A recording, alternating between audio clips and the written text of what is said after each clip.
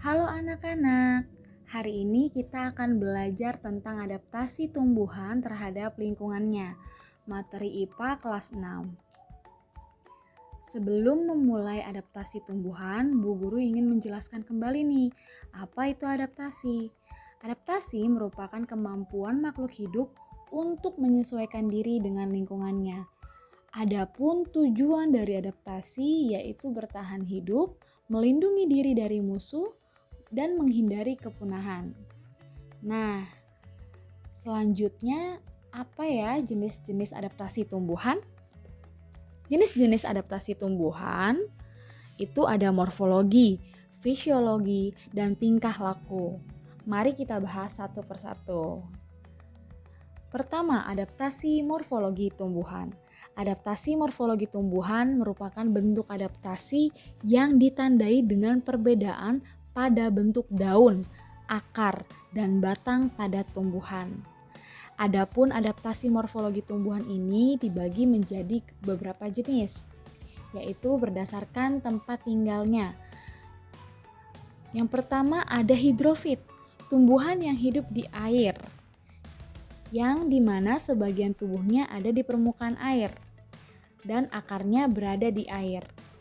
Contohnya ada bunga teratai, eceng gondok, dan juga kangkung. Kemudian ada higrofit, yaitu tumbuhan yang hidup di tempat lembab. Biasanya tubuhnya terdiri atas bagian-bagian akar, batang, dan daun. Dan pada umumnya batangnya tidak tampak karena terdapat di dalam tanah. Nah, daunnya yang muda juga umumnya melingkar atau menggulung. Contohnya bisa dilihat di sini ada tanaman paku dan juga lumut.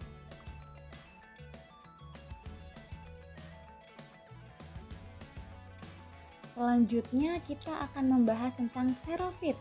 Xerofit ini merupakan tumbuhan yang hidup di tempat kering.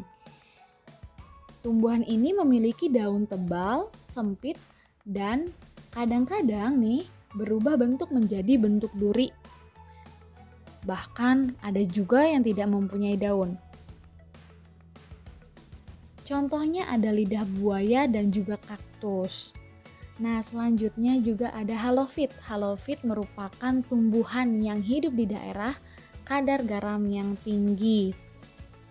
Biasanya, tumbuhan halofit ini memiliki akar yang sangat kuat dan separuh badannya biasanya tergenang air. Akarnya ini seperti pohon bakau yang ada di contoh, sangat kuat dan kokoh untuk menahan ombak di pantai. Lanjut, ada adaptasi fisiologi tumbuhan. Nah, adaptasi fisiologi tumbuhan ini merupakan bentuk penyesuaian diri tumbuhan melalui fungsi organ-organ tubuhnya. Contohnya ada bunga rafflesia, Venus flytrap, dan kantong semar.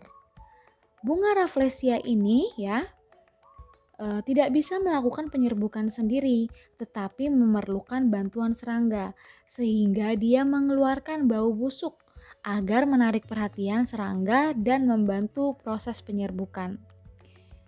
Lalu yang kedua, dia juga menempel di akar pohon lain agar mendapatkan makanan dari pohon yang ditempelinya.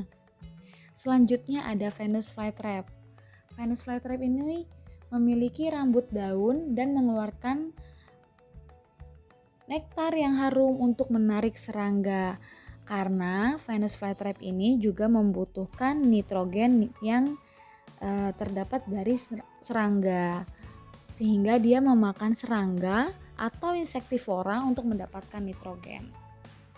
Selanjutnya ada kantong semar.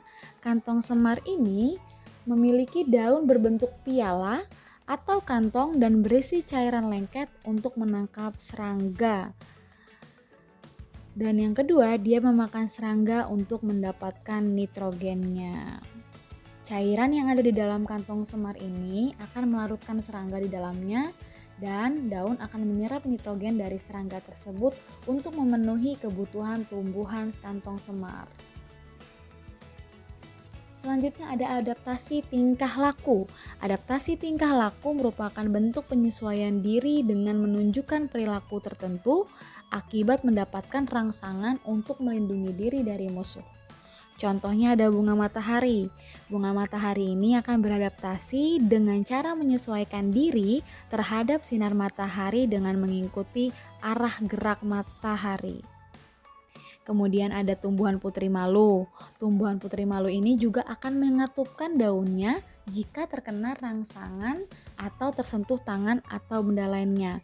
Tujuannya tentu untuk mengusir predator yang akan memangsa daun tumbuhan putri malu. Selanjutnya ada pohon jati.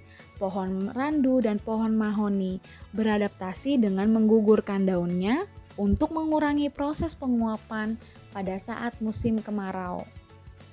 Dan ada juga pohon pisang, pohon tebu, dan pohon jagung yang menggulungkan daunnya untuk mengurangi proses penguapan pada saat musim kemarau. Nah, itulah cara-cara tumbuhan untuk mendapatkan makanan maupun mempertahankan diri dari musuhnya. Sekian dan terima kasih. Semangat belajarnya dan teruslah berprestasi.